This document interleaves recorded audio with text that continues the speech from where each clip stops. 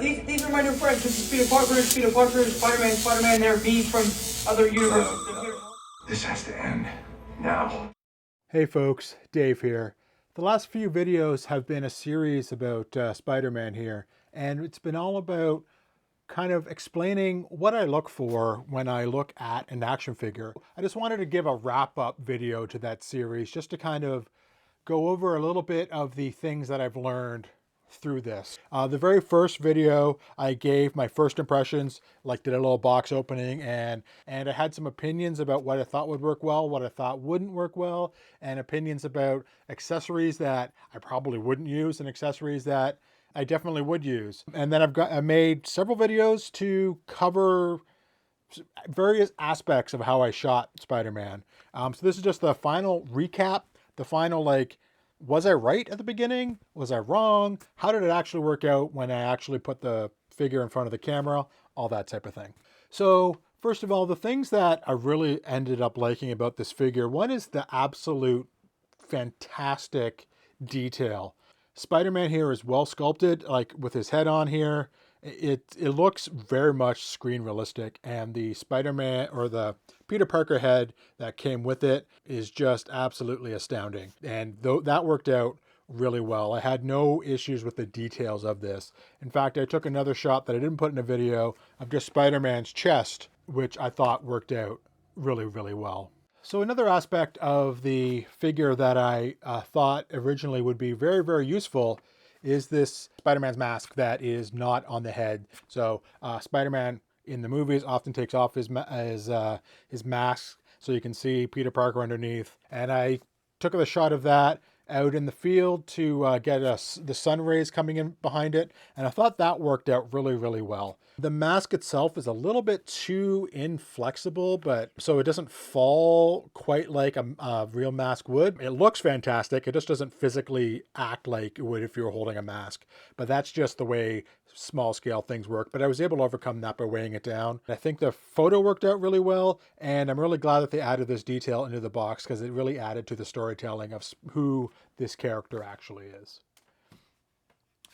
The last video that I shot in this series had a picture of Spider-Man shot up close with his thwip webs shooting out. And that actually is one thing that surprised me in the box. In the original video where I was looking at the accessories and what I thought would use, what I thought I wouldn't use, I looked at the little web bits that came with the box, and I said, I'm probably not going to use that, but as it turns out, I did use them. So great for these to be included. The reason why I didn't use it or didn't think I would use it is that, in my opinion, it doesn't look super realistic. It's just too see-through for what I imagine his webs look up close in either the comics or in the movie. So that's the kind of thing that made me go, I'm not sure if that's really going to do it.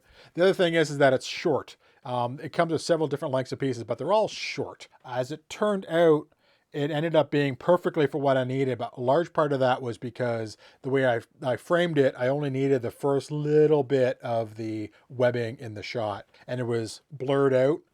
Most of the focus was on his face, not his hand, so that kind of made the issues with the webbing that I had kind of go away because you didn't see all those details that bothered me about it. I guess if you're going to take a tip away from this is if a next part of a figure bothers you, try to shoot it where that part is not in focus, and a lot of those problems kind of literally blur away.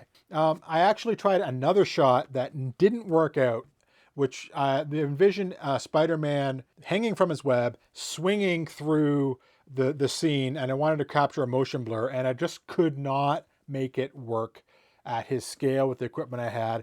And I kind of said, I'll try it again later. So I didn't actually end up recording that or coming up with a valid image, which is fine. Sometimes that happens. But I did actually end up making a web out of wax string and knots. And I kind of tied it to his hand so he could hang from it for the shot, but it didn't really work out. Maybe I'll try it again later, trying a different technique to kind of get that blur effect. But it just didn't work out. And one of the reasons why it didn't work out was a fault of the figure that I identified in the first video that ended up being more of a problem than I thought it would be. And that is Spidey's articulation.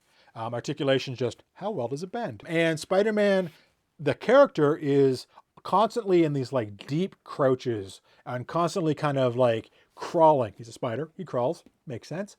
He's always in that pose, right? And he's always crunched down. But this figure simply can't do it. It's just not possible for this figure to bend his legs enough to get into some of those poses.